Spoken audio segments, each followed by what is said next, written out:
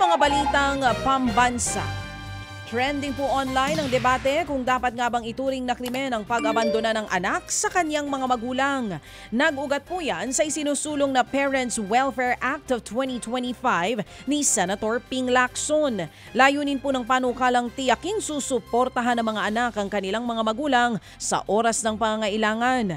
Ituturing na krimen ang pag-abandona sa magulang na nangangailangan po ng suporta. Ang parusa sa mga lalabag, multang hanggang 300,000 pesos at hanggang 10 taong pagkakakulong, pero inalmahan yan ng netizens. Hindi naman daw kasi obligasyon ng anak na buhayin ang kanyang magulang.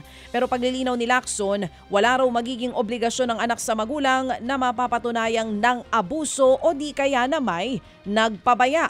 Ang pwede lamang daw humingi ng suporta sa kanyang mga anak ay yung mga magulang na senior citizen, may karamdaman o di kaya'y baldado.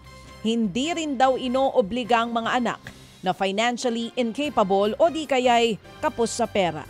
Alam nyo, yung ganitong usapin mga kapatid, oo, kaya lang nagmamadali ako, dami ko sanang gustong sabihin. Mamaya pag may oras pa, pag-usapan po natin ito. Pag may time pa, no, sabihin natin ang ating sentiments dito. Pero sa iba pang mga balita mga kapatid, hindi pa po tiyak ng National Council on Disability Affairs o NCDA kung kailan nga po ang magiging full implementation ng Unified PWD ID system.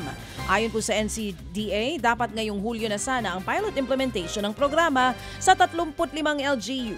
Layunin ng Unified PWD ID system na pabilisin ang pag-issue ng mga ID at labanan po ang pamimeke sa mga ito. Pero naapektuhan ng spending ban noong eleksyon ng procurement process para sa proyekto.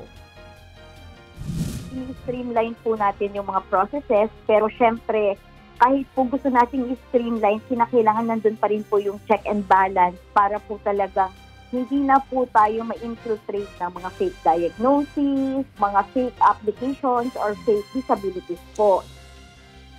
Yan nga po ang tinig ni NCDA Executive Director Glenda Relova. Kinuwestiyon naman ni Attorney Mel Santamaria ang ilang salitang ginamit po ng Korte Suprema sa naging desisyon nito na gawing batayan sa annulment ang pagtatago ng homosexuality ng isang tao. Base kasi sa desisyon, maituturing na fraud o panloloko sa asawa ang pagtatago ng homosexuality ng isang babae o lalaki. Dahil po dyan, maaaring ituring na ground para mapawalang bisa ang kasal. Sinabi rin sa desisyon na hindi raw papasukin ng babae ang ganitong kahiyahiyang sitwasyon kung hindi totoo na nagpakasal siya sa isang homosexual na individual.